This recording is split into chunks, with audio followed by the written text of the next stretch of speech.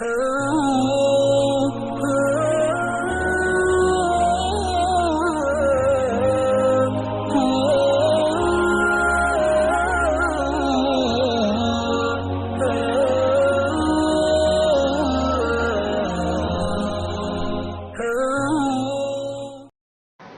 للہ رب العالمین والصلاة والسلام علی رسولہ الکریم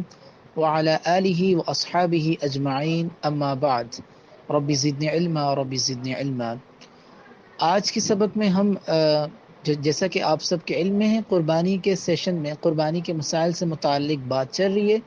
تو آج ہم اپنے موضوع میں پڑھیں گے کہ قربانی کس پر واجب ہے، قربانی کا نصاب کیا ہے، یعنی کیا اگر آپ کے پاس ہے تو یعنی کتنا مال اور کتنا سامان یا اس کی کیا حیثیت، کتنی رقم، تو پھر آپ پر قربانی واجب ہے ورنہ نہیں۔ تو اس کی ساری تفصیلات آج کے سبق میں انشاءاللہ ہم پڑھیں گے۔ سب سے پہلے قربانی کس پر واجب ہے، تو نمبر 1، جس شخص نے قربانی کی منت مانی ہو کہ میں منت مانتا ہوں میرا یہ کام ہو جائے یا فلاں ہو جائے تو میں اس بڑی عید پر قربانی کروں گا یا کروں گی، تو اس پر قربانی واجب ہے۔ یہ کسی شخص نے مرنے سے پہلے وصیت کی تھی کہ بھائی میرے جو ہے نا، میں وصیت کرتا ہوں کہ فلاں جانور کو، یعنی کہ جانور اللہ کی راہ میں قربان کرنا،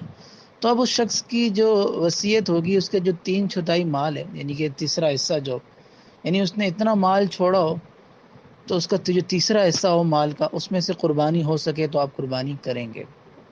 اب نمبر 3 پر وہ شخص آتا ہے جو عام کیٹیگری ہے، یعنی جس شخص پر صدقہ فطر واجب ہے، جس شخص پر صدقہ فطر واجب ہے اس پر قربانی بھی واجب ہے۔ یعنی کہ اب صدقہ فطر کس پر واجب ہوتا ہے کہ یعنی جس شخص کے پاس رہائشی مکان، کھانے پینے کا سامان، استعمال کے کپڑے اور روزمرہ استعمال کی جو دوسری چیزیں ہوتی ہیں اس کے علاوہ اس کے پاس زائد اتنی چیزیں ہوں، یعنی یا تو 52.5 تولہ چاندی ہو یا اس کی قیمت کا اس کے پاس ایکسٹرا گھر میں فرنیچر، سامان، مشینیں، یا اس کے پاس خالی پلاٹ وغیرہ ہوں، تو اس پہ صدقۃ الفطر واجب ہے۔ جیسے اس پہ صدقۃ الفطر واجب ہے اسی طرح اس پر قربانی بھی واجب ہے۔ بعض لوگ سمجھتے ہیں کہ قربانی واجب ہونے کے لیے ان لوگوں کا ضروری ہے، بعض لوگ سمجھتے ہیں کہ جن پر زکوٰۃ واجب ہے ان پر قربانی واجب ہے، تو یہ مغالطہ ہے لوگوں کا۔ اصل حقیقت یہ ہے کہ جس پر صدقۃ الفطر واجب ہے اس پر قربانی بھی واجب ہے۔ اور صدقۃ الفطر کے لیے میں نے آپ کو بتایا کہ انسان کی جو ہے اس کے پاس اس کی مالیت میں یا تو 52.5 تولہ چاندی یا ضرورت سے زائد چیزیں جیسے ڈنر ڈشز ہوتی ہیں، ایسے فضول جو فالتو کپڑے ہوتے ہیں، ایکسپینسو جیولری ہوتی ہے، گاڑیاں ہوتی ہیں، گھر ہوتے ہیں یا پلاٹ وغیرہ ہوتے ہیں، جن کی مالیت 90,000 یا 95,000 سے زیادہ ہو رہی ہو تو اس شخص کے اوپر قربانی کرنا واجب ہے۔ یہ ایک مسئلہ ہے۔ اور اگرچہ اس پر زکوٰۃ نہیں ہے لیکن اس پر قربانی ضرور ہے، اور یہ ضروری بھی نہیں ہے، جیسے زکوٰۃ کے لیے تو سال کا گزرنا ضروری ہوتا ہے کہ 1 سال تک وہ آپ کی سیونگ میں موجود رہیں، آپ کی ملکیت میں موجود رہیں، لیکن قربانی کے لیے سال کا گزرنا بھی ضروری نہیں ہے۔ بس آپ کے پاس کل، یعنی کہ فار ایگزامپل 9، 10، 11، 12 کی غروب سے پہلے آپ کے پاس، یعنی ذی الحجہ کی 10، 11 میں بھی آپ کے پاس، 12 تاریخ میں بھی مغرب سے پہلے آپ کے پاس مال آ جاتا ہے اتنا جس پر صدقۃ الفطر واجب ہو جائے، تو اتنا مال آپ کے پاس آ جاتا ہے تو آپ صاحب نصاب بن گئے قربانی کے لحاظ سے آپ صاحب نصاب بن گئے، اور آپ پر قربانی کا جانور یعنی حصہ ڈالنا یا بکرا ذبح کرنا، قربانی کی جو بھی صورت ہو آپ پر اب واجب ہو چکی ہے۔ ٹھیک ہے، اب یہاں آپ جو ہیں یعنی کہ میں نے آپ کو یہ بتا دیا، جو آج کل کی مالیت ہے وہ 52.5 تولہ جو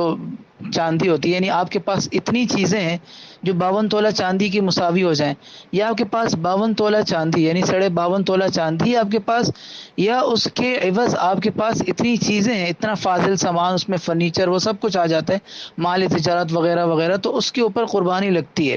اور اس کی مالیت میں نے آپ کو بتایا 85 سے 90 ہزار روپے، یعنی 85 سے 90 ہزار روپے کی مالیت کی چیزیں، چاندی یا سونا آپ کے پاس موجود ہے تو آپ پر قربانی واجب ہے۔ اب ضرورت سے زائد چیزیں کیا ہوتی ہیں،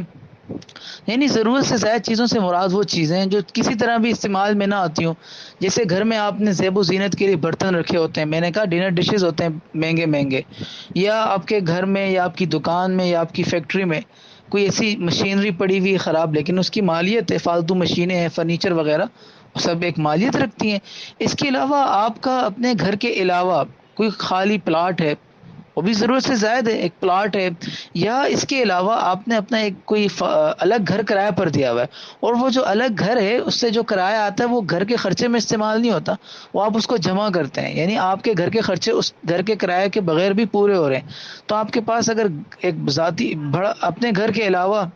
آپ کے پاس یعنی ایسا گھر ہے جس سے آپ کے پاس کرایہ آ رہا ہے اور اس کے بغیر بھی آپ کے خرچے پورے ہو رہے ہیں، تو پھر یعنی وہ بھی ایک اضافی چیز میں شمار ہوگا، وہاں سے کرایہ بھی جو آ رہا ہوگا وہ بھی اس اضافی مالیت کے اندر شمار کیا جائے گا۔ اور اس کے علاوہ آپ کے پاس دو گاڑیاں ہیں،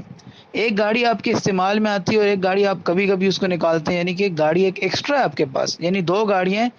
اور آپ نے گاڑی ویسی شوخیاں رکھی ہوئی ہے، تو اب وہ بھی ایک ضرورت سے زائد چیزوں میں آئے گی، یعنی ضرورت سے زائد جتنی بھی چیزیں نا ان کی مالیت لگائی جائے گی۔ جس طرح کے پاس کپڑے ہیں، بوٹ ہیں وغیرہ وغیرہ، جو قیمتی چیزیں ہیں جو ضرورت سے زائد چیزوں میں آتی ہے، تو اس کی پوری کوانٹٹی یعنی اس کی پوری مالیت لگائی جاتی ہے۔ یہاں تک تو بات آپ کو سمجھ آ گئی ہوگی کہ قربانی کس پر واجب ہوتی ہے۔ اب ایک اور اس کے علاوہ ایک ضروری اور ایک اہم مسئلہ ہے، وہ یہ ہے کہ ہم دیکھتے ہیں بعض اوقات دیکھا جاتا ہے